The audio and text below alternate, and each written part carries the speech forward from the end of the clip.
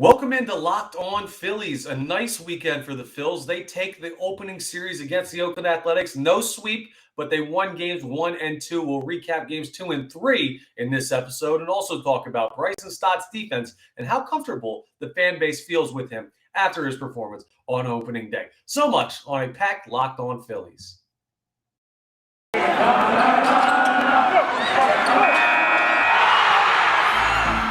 You are Locked On Phillies, your daily Philadelphia Phillies podcast. Part of the Locked On Podcast Network, your team every day.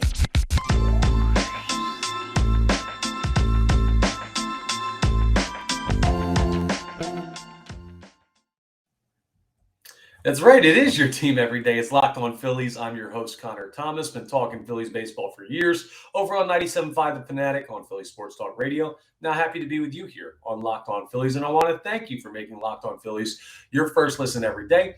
We're, of course, free and available wherever you get your podcasts. Now, let's jump into this opening series between the Philadelphia Phillies and the Oakland Athletics. You already heard on the previous episode my thoughts on Game 1, opening day, a very exciting one. Well, Games 2 and 3 weren't quite as exciting, a little bit quieter offensively.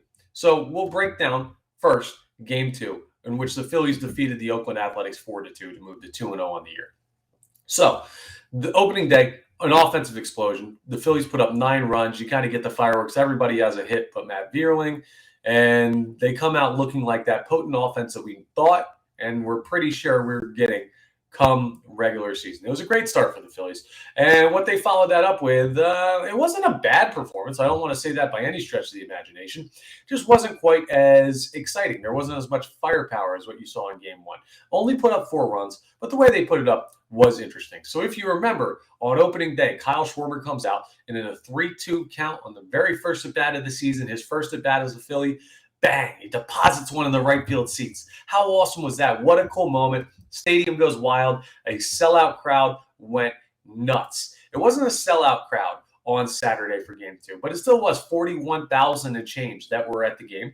A good amount, especially for a series with Oakland, who's not really a team that you're looking forward to seeing this year if you're an opposing fan base and they're visiting you. Not too many exciting pieces of that. So still a good sign attendance-wise for the Phils in Game 2. And in inning number 1, with 2 outs in the inning, Nick Castellanos steps to the plate. After a Bryce Harper walk, well, he gets an opportunity, and bang, left center, a bomb, Nick Castellanos. So in the first 2 games of the year, the first 2 innings of those games respectively, Kyle Schwarber, day 1, Nick Castellanos, day 2. The new guys introduced themselves to Philadelphia. Thought it was very considerate of Nick Castellanos to wait until Game 2 to hit his welcome home run so that Kyle Schwarber could have his time on the opening day. And then Nick Castellanos got the spotlight on the second day's first inning. Now, of course, they didn't plan that. They're both trying to go yard every single time or at least get on base every single time.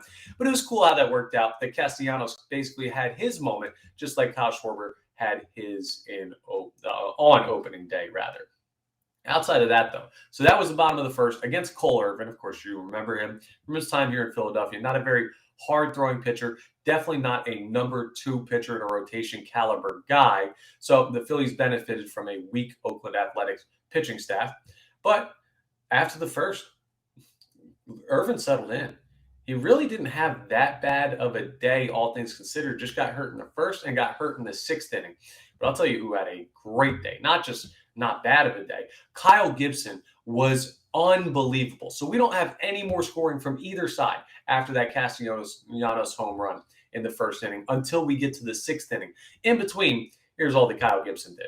Well, he had retired basically everyone but one batter. So he was only 1 above the minimum faced when he got pulled in the 7th. He was still shut out in the 6th inning, and he continued to be all day as he had a shutout 7 innings, no earned. Listen to this, 10 Ks. It was the 4th time in Kyle Gibson's career that he had a double-digit strikeout game. First since mid-season last year when he was still a member of the Texas Rangers. So it's his first one in the Phillies uniform. Let me tell you, he looked like an ace. Sitting there watching it in person, the Oakland Athletics hitters were absolutely baffled by what Kyle Gibson brought to the mound on Saturday.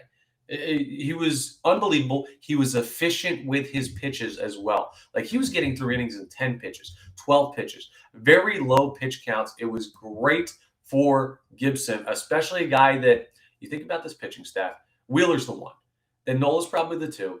And then I'd like to think Suarez is probably the three after his performance last year. If Kyle Gibson is your fourth best arm and he's doing that, man, I got no issues with that whatsoever. He wasn't even really all that much in the strike zone. He threw 82 pitches, 57 of them were for strikes. So it's not a bad percentage, but it's not like he threw 82 pitches and 72 of them were strikes. And he just lived in the zone all day. He had a lot of breaking stuff that was down in the zone that he got Oakland to chase. Just a masterful job of working his pitches. He only gave up 2 hits. I believe he had no walks either. So only allowed 2 base runners in his 7 innings of work. What an outing for Kyle Gibson.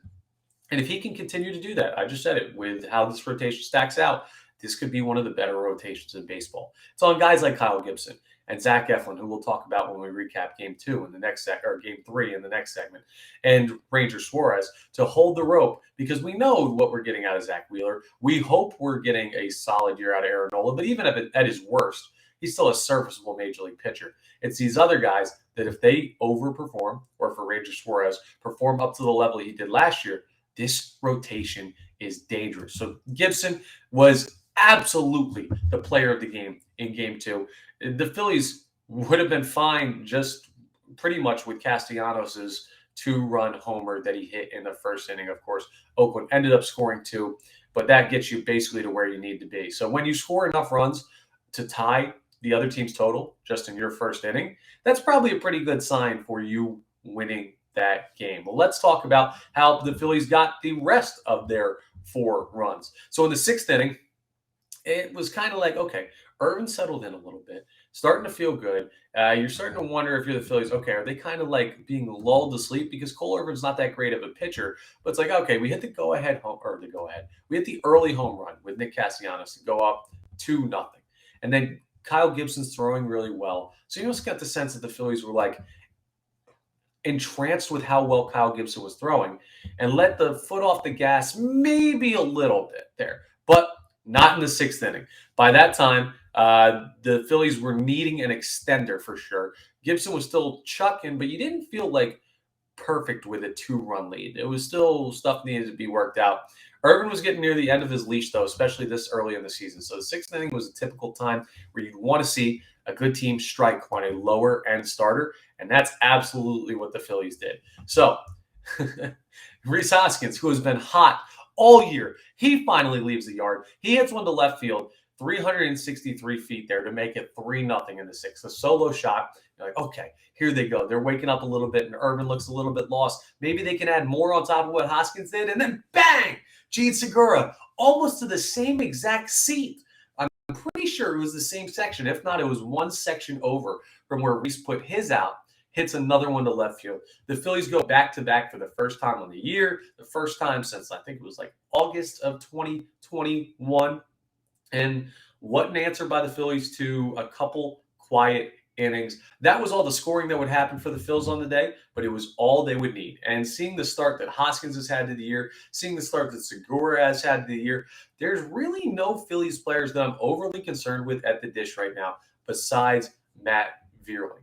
And Vierling is probably not going to be your long-term option at center field with how he started. He went 0 for 3 in this game, in Game 2. He was 0 for in Game 1, so a 0 batting average to this point on the year, this point being where we're talking about with the Phillies and Athletics Game 2. Of course, we still got to recap Game 3, and we'll see what he did in that one.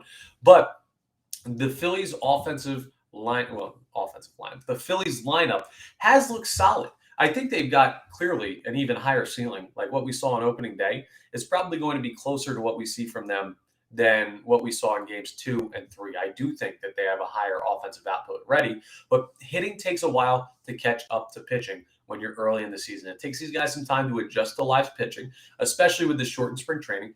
So that'll come.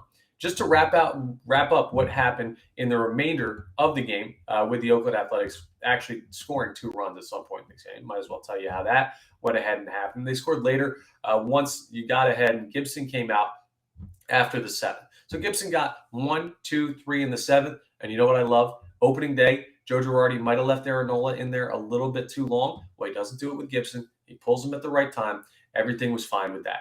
Then Jose Alvarado comes in and unfortunately gives up a run to Stephen Piscotty single that scored Elvis Andrus. Elvis Andrus had a pretty solid series in the back 2 games of that against the Phillies. He's been a major league player for a while, but just strung a couple hits together on Jose Alvarado, and it felt like Alvarado was getting touched up a little bit more than normal. He'll need to work back and get a little bit of stuff figured out.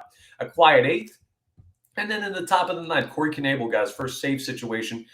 Little bit dicey. He gave up Jed Lowry single to left that scored Kemp, but unfortunately for the Oakland Athletics, not enough. It finished with a 4-2 game. Really, he was in a little bit of trouble, but following that single to bring the score to 2-run game, he got a ground ball, shortstop, second, first. It was Didi, Segura, over to Rhys Hoskins to go ahead and clear the bases, get 2 outs, and then went ahead and struck out Chad Pinder to end the game there. So Knebel gets his first save. Kyle Gibson looks dominant. The offense a little bit quiet, but you saw a couple first home runs of the year from Rhys Hoskins and Jean Segura and Nick Castellanos as well. So no complaints with game 2. We'll take those wins any way we can get them. Not sure I could say the same with game 3. And I did notice something slightly concerning that I'm worried could affect this lineup throughout the year. I'll tell you what it is in just a second. I want to tell you all about BetOnline first, though. BetOnline.net is your #1 source for all of your betting stats and sports info. So you can find all of the latest sports developments, league reviews, and news, including this year's basketball playoffs. The playoffs are starting. If you're a Phillies fan, chances are you're a Sixers fan. Well, the Sixers are in, and all of the information you need on that, listen to Locked On Sixers with my friends Devon Givens and Keith Pompey. It's an awesome show over there if you're a basketball fan and a Sixers fan. But they've got all the information on BetOnline for the playoffs and also the start of the Major League Baseball season. BetOnline is your continued source for all your sports wagering information, from live betting to playoffs, esports, and more. Head to the website today or use your mobile device to learn more about the trends in action. BetOnline, where the game starts. So as I've already said, and unfortunately, as you probably already know, the Phillies did not end up sweeping the Athletics. There's no broom, unfortunately. I do have a nice new picture up there of my friends Dr. J, Mike Schmidt, Bobby Clark, and Reggie White. Nice little Philly artwork there that I have hanging behind me, courtesy of Mama Thomas, my mom. So thank you for that, Mom. But they didn't have a great game 2 or game 3. Unfortunately, the offense, as quiet as it dropped off from game 1 to game 2, dropped off even further to game 3. Dalton Jeffries made the start for Oakland, and he's a young pitcher who hasn't really done all that much at the major league level. He looked incredible. He had 5 innings pitched, only allowed 2 hits to this Phillies lineup. No runs, no earned runs, 2 walks, 2 Ks. So he doesn't have like overpowering stuff, but he got the job done enough. And Zach Eflin pretty much matched him. He only had 4 innings pitched, but only gave up 2 hits, no runs, none earned, 2 walks, 3 Ks, worked out of a little bit of a jam, getting a big double play in an inning where the Athletics had the bases loaded with no outs. And I believe that was the top of the 3rd, and the Phillies worked out of that one. So not overly exciting starting pitching, but solid enough to get you to where you wanted to be. So it was 0-0 through the 5th. Kind of a quiet afternoon on one that was windy, a little bit of rain in the area, a little bit quiet. And then in the 6th inning, well, the Phillies bullpen got a little bit touched up. I'll tell you first, before we get into the bullpen though, real quick, it was an interesting lineup that got rolled out by the Phillies. A couple things that I took a look at. The Sunday lineups are normally days to get your day-to-day guys, your everyday players, a little bit of rest. Felt a little early in the season for me. I would have liked to see JT Realmuto out there. I would have liked to see him at least inserted maybe a little bit earlier in the game. I would have liked to see either Bryson Stott or Alec Bohm at 3rd and Didi Gregorius at shortstop. But here's how they lined up. Schwarber, normal spot, lead off DH. Jean Segura, second base, was in the 2-hole because JT Realmuto got the day off. Bryce Harper played right. Nick Castellanos in left. He got his first game in left, giving Schwarber the DH. Rhys Hoskins played first, normal. Here's where it gets interesting. So Stott played shortstop, his natural position, which I don't hate defensively for him. He seemed more comfortable there during this game. Johan Camargo played at 3rd base, though. I'm like, Camargo's a nice player. He went 1 for 2 in the game. He's batting .500 on the year. He walked, but he did strike out that one. He's a serviceable player, but in game 3, I'd rather see Alec Bohm there. Garrett Stubbs got his first start of the 2022 season at catcher, which is interesting. Like I said, you want to get JT rest because he can't play all 162 at that taxing position.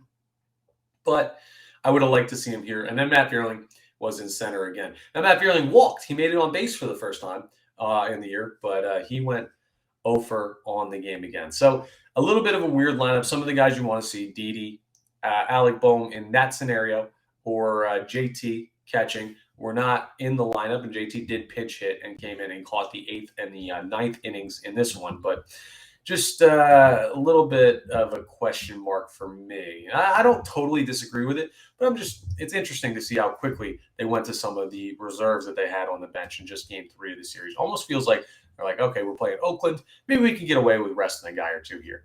Oh, well, the loss is not that huge of a deal. Being 2-1 is fine. We'll take a series win any way that we can get it. But some questions about the bullpen. So Bailey Falter came in, and he just did not look great. 2.1 innings pitched, 4 hits, 2 runs, 2 earned, only 2 Ks, but he gave up a home run. He's a young lefty who's more of a crafty guy than someone who's going to overpower you. And seeing that he got touched up like he did, it's not encouraging for one of those guys in Falter that's going to be your middle of the bullpen type of arms. Here's basically how I have the bullpen tiered out.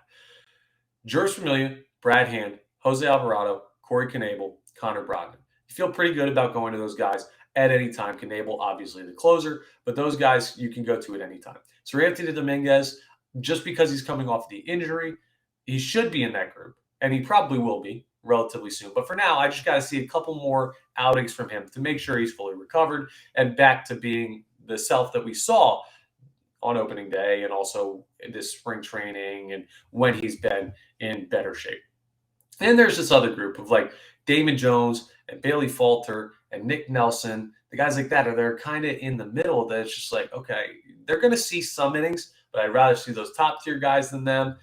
And those guys in the middle innings are the ones that you're going to need to eat up like last games of series, Sunday games. When you play the Marlins in a 4-game series coming up later this week down in Miami, those are the guys that you're going to need to find 1 or 2 of them that can give you at least a serviceable inning. Falter, not a great one in this one, so hopefully he'll just it'll be a blip on the radar and he'll settle down. But Connor Brogdon went 2/3 innings. He only gave up 1 hit, no runs, no earned, no walks, struck out 1. And then Damon Jones brought it up. He was also a little bit rough in this one. Gave up 2 hits, 2 runs, 2 earned. Kind of late in this one as extenders. That 2-0 lead that the Athletics had felt somewhat insurmountable with the way the Phillies were swinging the bats.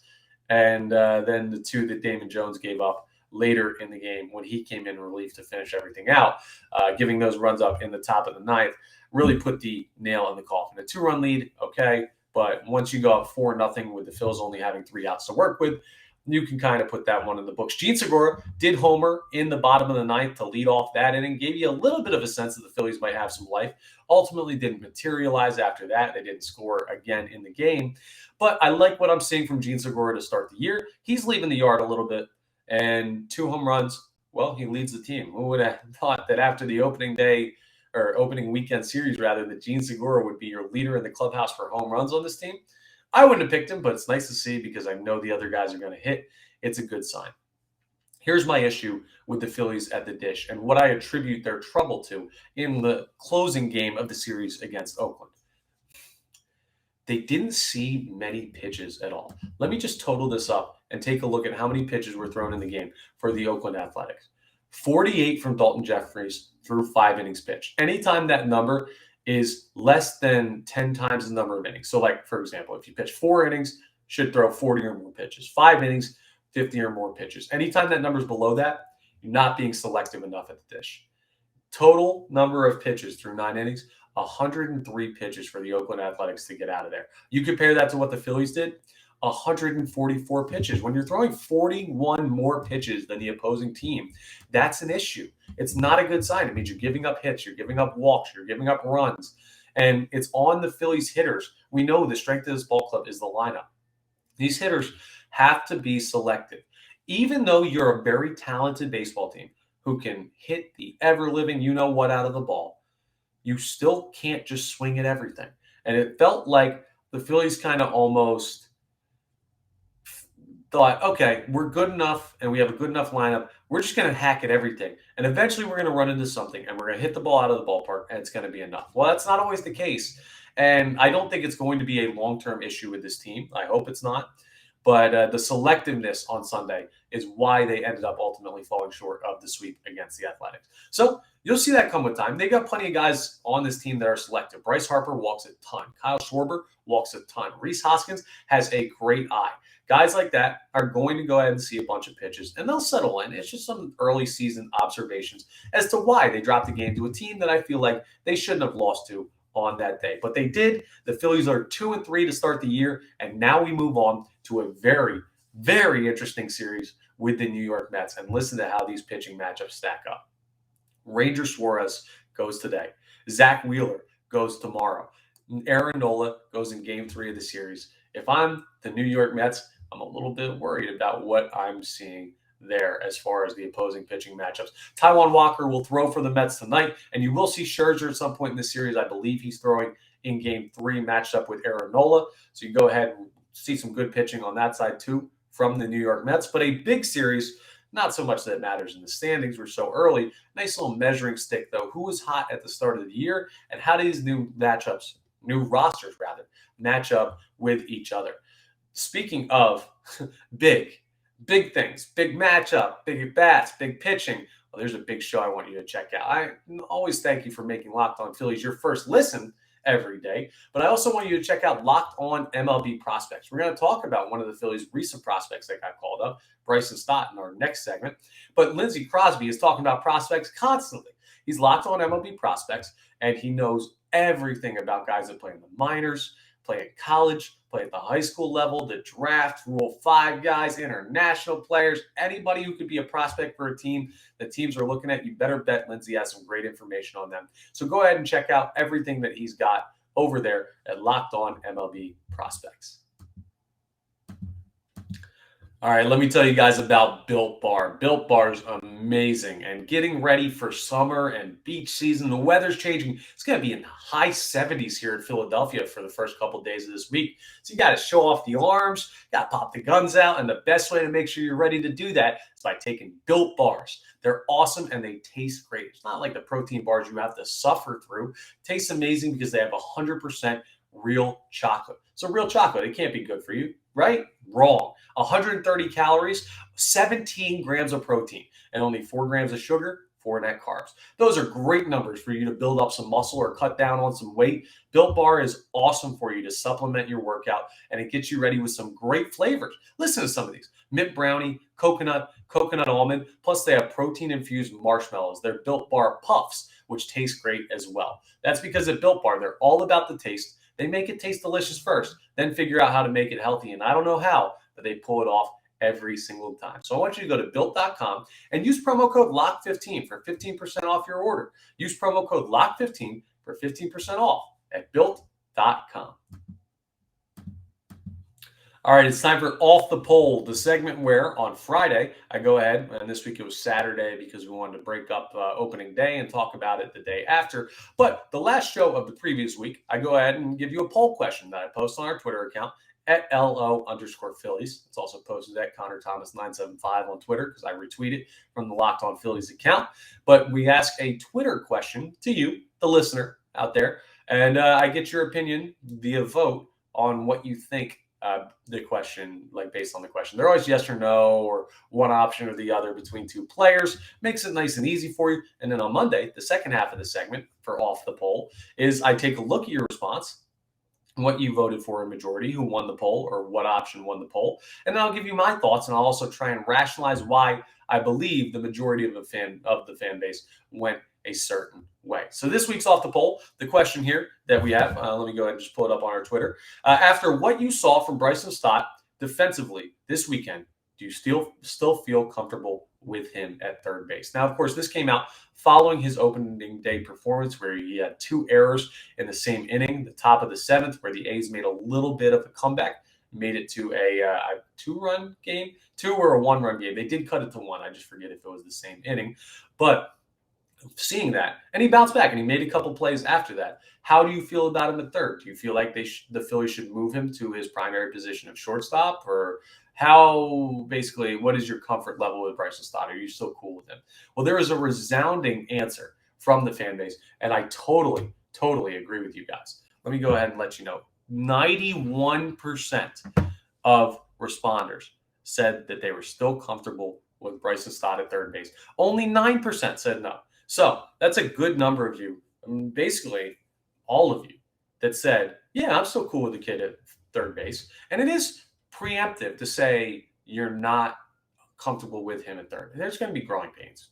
There'd be growing pains if he was playing shortstop. He's a rookie. There are nerves there. I got a chance to go into the locker room after opening day and hear from the man himself. Specifically, he told us what he was feeling after that and what he was thinking. And you could tell, like, a little bit of it was nerves. He said he had to collect his thoughts after. He had to, like, kind of just get the next one and move on and make the routine play next, and it helped him settle down a little bit. And that's natural of any ball player, especially a rookie coming up and with the expectations that Stott has on him to start on opening day, the only former first-round pick in Phillies history to ever make his debut on opening day. So, yeah, I completely agree with all of you that said yes, and 91% of you did. You got to give the kid time. The important thing to adjust, and I'll say this again, I believe I've already talked about this on here, but you don't really have to adjust fielding at the major league level. A ground ball to third base at AAA is not any different than a ground ball to third base at the major league level, besides, I guess, the nerves that come with it. But there's guys with exit velocity crazy high at AAA, AA, single A in college because they use aluminum bats in college. Same with high school. There are guys hitting the ball hard everywhere. They just don't do it consistently. It's like golf game, you know? You ever hit that beautiful shot in golf where it's like, man, that looked like a pro hit it. And then the next 3, you shank into water somewhere. That's kind of what it is for exit velocity at the lower levels of baseball. You're still going to see really, really high exit velocity into the low 100-mile-an-hour zone that tops the MLB every year. It just doesn't happen as consistently. But if you can field at AAA, you can field at AA, you can field at MLB, at the MLB level, you can field at single A, you can field all the way, is my point. The important thing is to keep the kid in the lineup, the kid being Bryson Stott, of course, in the lineup so that he can see major league pitching, because that is where the adjustment comes and where the adjustment is needed. He had 2 hits on opening day, so it was a great outing at the dish for him in his first ever major league game.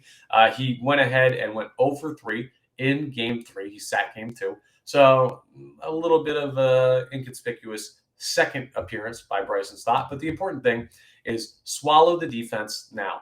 Like, just accept that he's going to make a couple mistakes here and there as he gets used to playing at the major league level and deals with the nerves. But the defense should be fine because he was fine defensively at every other level. And just focus on his hitting and his approach at the plate, because that's where the adjustment really needs to be made from a young player.